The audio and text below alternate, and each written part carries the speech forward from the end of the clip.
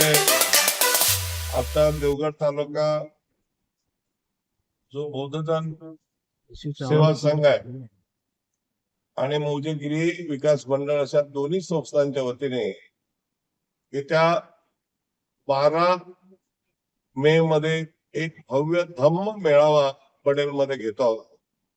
आजच्या या पत्रकार परिषदेमध्ये उपस्थित आपल्या सर्वांचे परिचित अनेक कुरळकर, उत्तम कांबळे, त्यानंतर दिलीप वाडेकर आणि आमच्या गिरी विकास मंडळाचे मुंबईचे अध्यक्ष दीपक गिरकर. खरं म्हणजे आपण गेल्या वर्षी आला होता, आमच्या बुद्ध विहाराला 50 वर्ष पूर्ण झाली, त्यामुळे आम्ही मोठा कार्यक्रम घेतला होता.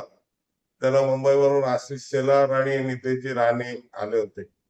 यावर्षी आमच्या मौजेगिरी गुरुजन विकास मंडळाचा तसा 51वा वर्धापन दिन आहे आणि आम्ही थायलंडच्या बौद्ध भिक्खूने जे आम्हाला 7 फुटाची बुद्ध मूर्ती दिलेली आहे बसलेली, तिचा प्रतिष्ठापनेचा कार्यक्रम 12 तारीखला आहे. सकाळी 10 वाजता 8 वाजल्यापासून बौद्ध पूजा पाठ होईल. 6 बौद्ध भिक्खू येणार आहेत गिर्यामध्ये आणि तो कार्यक्रम 8:30 ते 10 होईल. 10 वाजता एक कार्यक्रम होईल. त्या कार्यक्रमामध्ये डॉक्टर बाबासाहेब आंबेडकरांचे नातू डॉक्टर भीमराव यशवंतराव आंबेडकर, जे बुद्धिस्ट सोसायटी ऑफ इंडियाचे कार्याध्यक्ष आहेत, ते या कार्यक्रमाला येणार आहेत. त्याच कार्यक्रमामध्ये आपल्या जिल्ह्याचे पालकमंत्री नितेश राणे हे सुद्धा 10 वाजता त्या ठिकाणी येतील आणि हा कार्यक्रम होईल.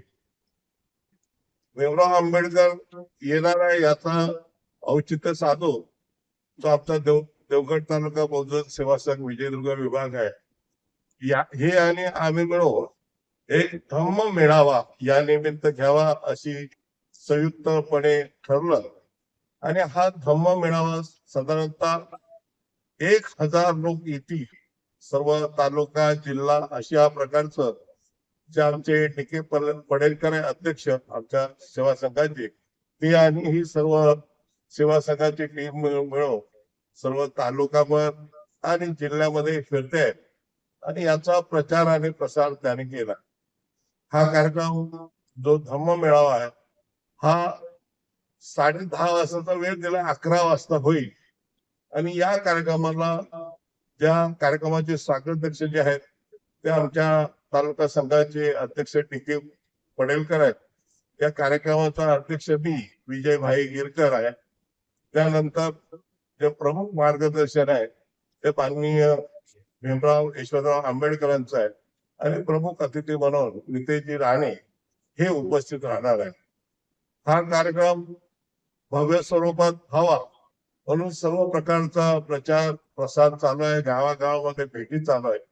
याचं कारण असं आहे की डॉक्टर बाबासाहेबांचे नातू भीमराव यशवंतराव आंबेडकर हे प्रथमच आपल्या या विभागामध्ये येत आहे. अनेक वेळा कणकवली कुडाळला गेले असतील, परंतु हा जो आपला तळापासूनचा इकडचा भाग आहे किंवा नांदगाव पासून जो देवगडचा भाग आहे, या भागामध्ये ते प्रथमच येत आहेत. म्हणून त्यांचे विचार ऐकण्यासाठी सर्वजण उत्सुक आहेत आणि महिला पुरुष त्या ठिकाणी येणार आहेत. खरं आम्ही ठरवलं होतं की रॅली काढावी. जो आमचा पडेलचा पूर्वी चौक होता आपल्याला माहिती आहे, परंतु तो चौक तुटलाय. परंतु आता एकूण वातावरण पावसाळी आणि पाऊस नंतरचा उन्हाचा तडाखा यामध्ये ती रॅली रद्द केली. नाही ते धम्म रॅली त्या पडेलच्या चौकापासून ते जे गणेश हॉल आहे त्या हॉल पर्यंत होणार होती, परंतु ती स्थगित केली या दोन्ही वातावरणावर. परंतु मेळावा मात्र तो हॉल मध्ये असल्यामुळे मोठा मेळावा होईल, त्याची जंगी तयारी सुरू आहे आणि जे 6 भंते जी येणार आहेत ते सुद्धा या मेळाव्यामध्ये एक धम्म प्रवचन करतील अशा प्रकारचा कार्यक्रम आहे. गिर्यामध्ये 12 तारखेला रात्री एक मराठी वाद्यवृंद आहे, फिरायला कार्यक्रम आहे. गिर्यामध्ये विविध कार्यक्रम आहेत. या जयंतीच्या डॉक्टर बाबासाहेब आंबेडकर आणि भगवान बुद्ध यांच्या जयंती निमित्त परंतु गिर्यात जरी असलं तरी आम्ही महत्वाचा कार्यक्रम हा जो पडेलमध्ये होणार आहे आणि आमचा देवगड तालुका जो सेवा संघ आहे विजयदुर्ग विभाग या कार्यक्रमाला आम्ही महत्व दिलेलं आहे आणि हा महत्वाचा कार्यक्रम करण्यासाठी त्या ठिकाणी पहिला भीमगीताचा पण कार्यक्रम होईल. सगळे लोक यायला लागतील कारण गिर्याचा कार्यक्रम संपूर्ण लगेचच हा कार्यक्रम करायचा आहे. म्हणजे गिर्याच्या कार्यक्रमाला फक्त आमचे गिरकर बंधू आणि तिकडे ते लोक असतील, परंतु बाकीच्या लोकांना आम्ही गिर्यात बोलवता पडेलमध्ये बोलवलंय. तर मी आपल्याला आमंत्रण देतो की आपण हे जे तुम्हाला आता सचिन येऊन सर्व कार्यक्रम पत्रिका देईल, आपण सर्वांनी उपस्थित व्हावे. मला माहिती आहे की 2000 साली आम्ही जो धप्पा परिषद घेतली होती आमच्या बुद्ध विहाराला 25 वर्ष झाली, तेव्हा आपण सर्वांनी जशी प्रसिद्धी दिली. त्यानंतर आता गेल्या वर्षी पण तो कार्यक्रम 50 वर्षाचा झाला, त्याची आपण आशिष शेलारांचं भाषण सर्वांकडे छापलं.